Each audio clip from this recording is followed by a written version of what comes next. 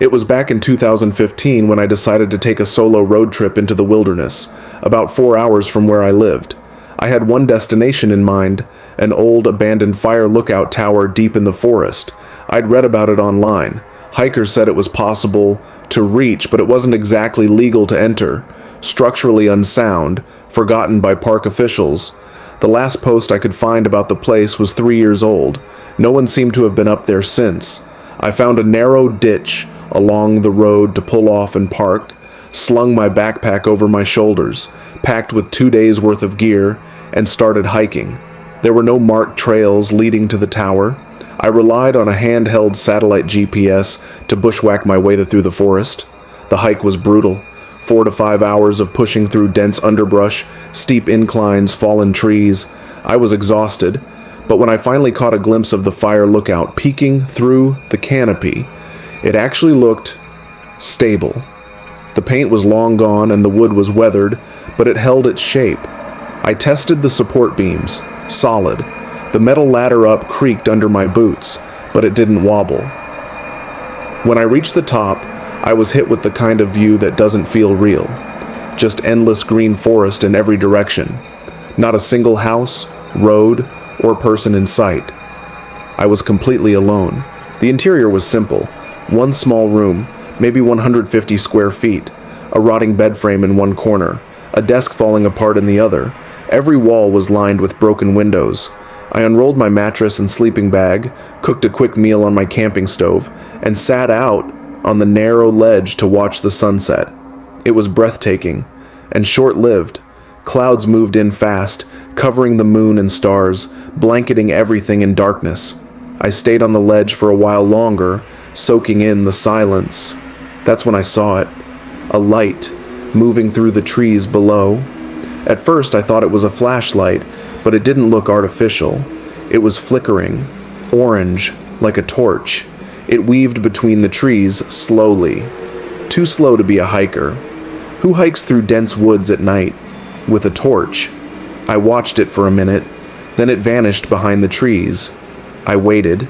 10 minutes, 20, 30. The light never returned. Eventually I stood to head inside, but as I gave the forest one last glance, someone was standing at the base of the tower. In the small clearing between the lookout and the tree line, a dark figure stood perfectly still, looking straight up at me. I froze. "Hello?" I called down. No answer, no movement, just a long, unnerving stare. Then slowly, the figure raised a hand, a half wave, maybe an apology? Then they turned and walked back into the forest. No torch, no light, just vanished into the darkness. It should have freaked me out more than it did, but in the moment, I convinced myself it was probably another hiker who had the same idea. Maybe they were just trying to see if anyone was already up there. Still, I stayed outside a bit longer, scanning the woods, but eventually, the wind picked up, and I headed inside. The creaking wood and howling gusts made sleep difficult, but after a while, exhaustion took over. I don't know how long I was asleep, but something woke me, a sound I couldn't place at first, until it happened again, the soft groan of metal hinges, from the ladder outside. I sat up, heart already racing. I held my breath. Someone was climbing the ladder. I grabbed my flashlight and my backpack, thank God I had packed it earlier, and quietly stepped out onto the walkway. The creaking got faster, like whoever was climbing was now rushing. I made my way around the walkway to the side with the ladder, leaned over, and looked down. No one was there, just empty darkness. The sound had stopped. My brain couldn't make sense of it then. Footsteps. Behind me.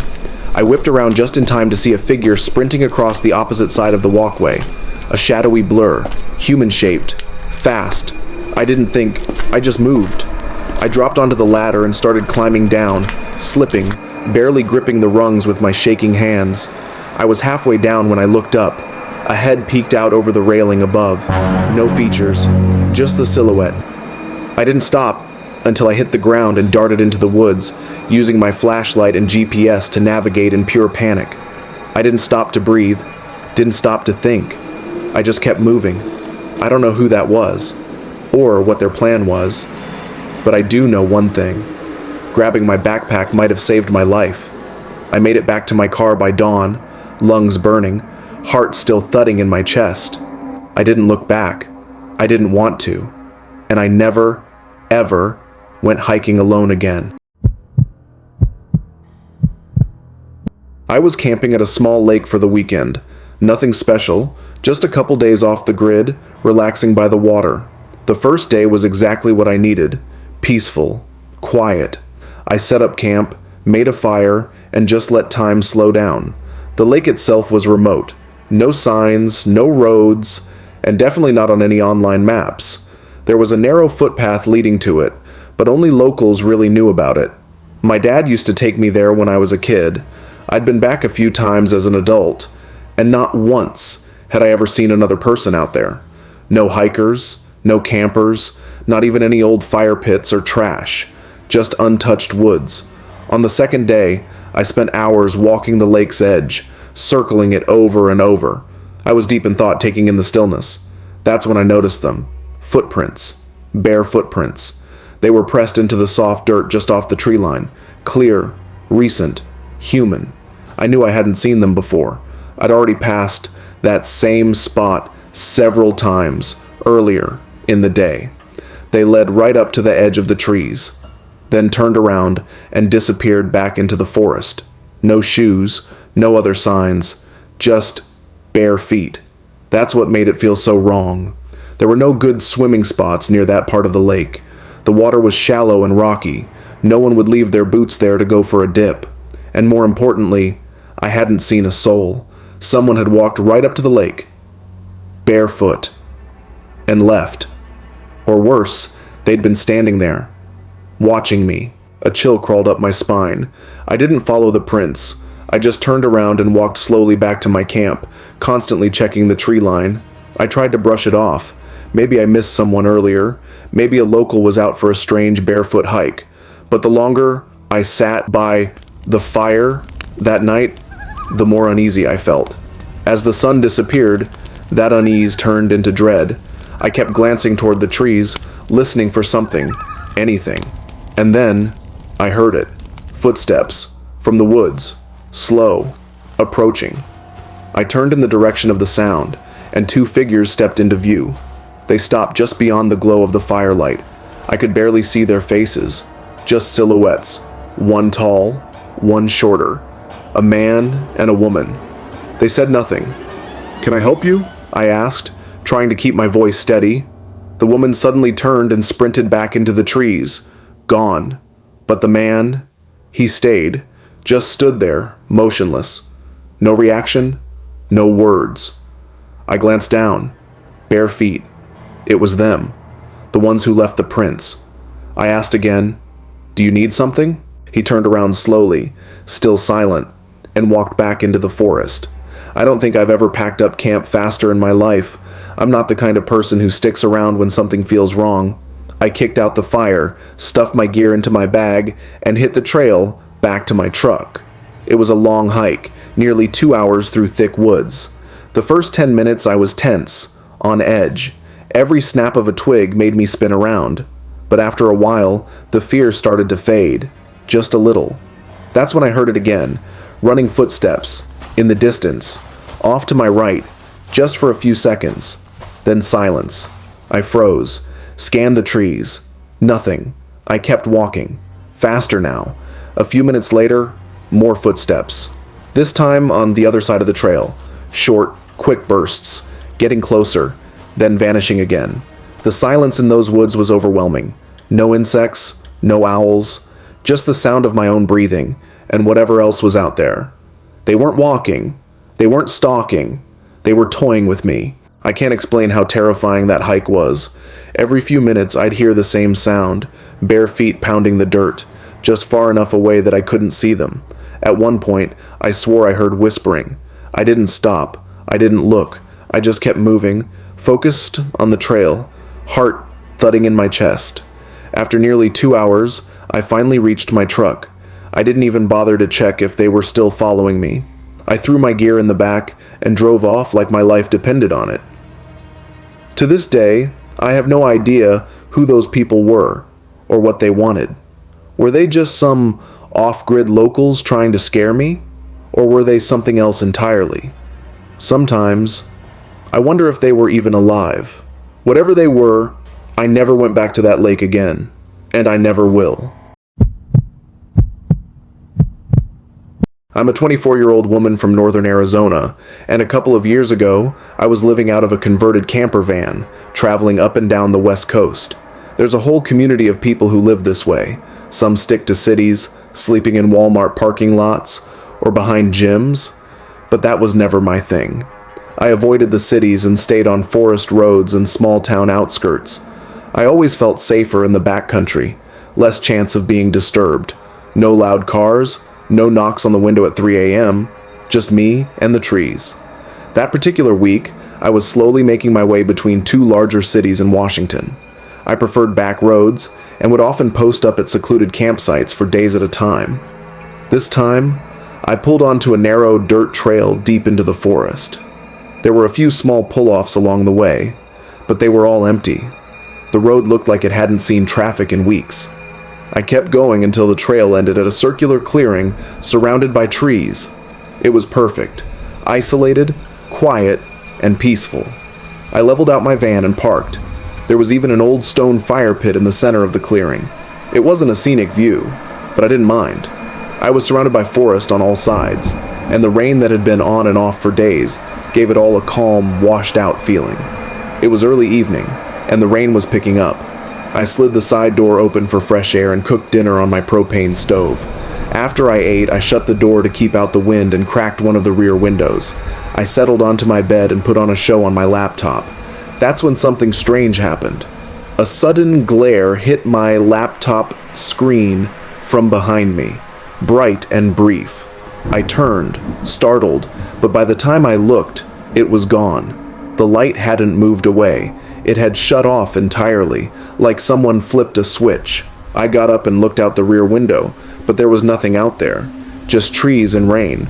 No headlights, no flashlights. The trail I had come down was in the opposite direction anyway. There was no road or path behind the van, just thick forest. Still, I tried to rationalize it. Maybe someone found a back trail I didn't know about. Maybe a vehicle turned around, but there was no sound, no engine, no crunching tires, just the soft hiss of rain on the roof. I went back to watching my show, occasionally glancing at the windows. A few times I thought I heard movement outside, but with the storm beating down, I couldn't be sure. Every time I peeked out, there was nothing. Eventually, around 10 or 11, I turned everything off, closed the windows, and drew the shades. I crawled under the covers in the dark. Normally, I fall asleep easily in my van, but that night, I couldn't shake the feeling that something was wrong. About an hour in, the storm worsened. Thunder echoed through the trees, the kind of thunder that rattles your chest. Sleep wasn't happening. Then, I heard it. Something moved outside. Not the rain, not the wind. This was different. A heavy step. Something or someone, running and breaking a branch just a few feet from my van. I sat up, heart racing, listening hard. Then silence. I leaned over and lifted the window cover. I couldn't see anything, not even the ground. But I had that awful feeling, like I was being watched. I lowered the cover again and told myself I was imagining things, until I heard a voice, a man's voice, a low whisper as if talking to someone else nearby. I didn't dare move.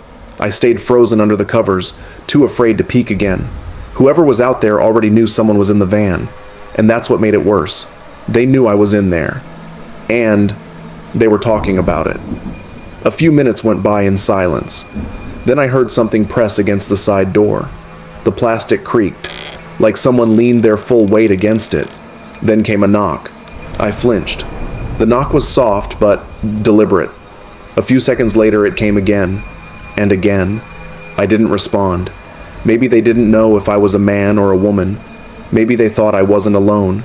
So I stayed quiet. The knocking continued. Slow, steady, never forceful, but insistent. It had to have been 5 minutes of that soft, rhythmic tapping before the voice returned.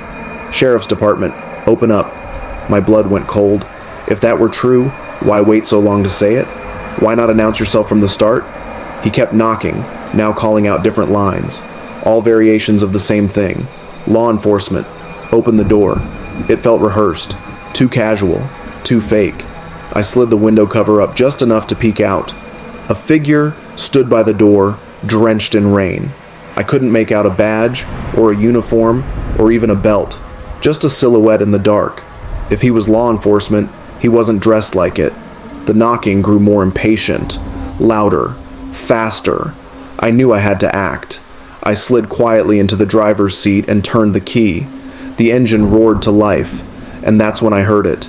2 sets of footsteps, sprinting, coming from the side of the van.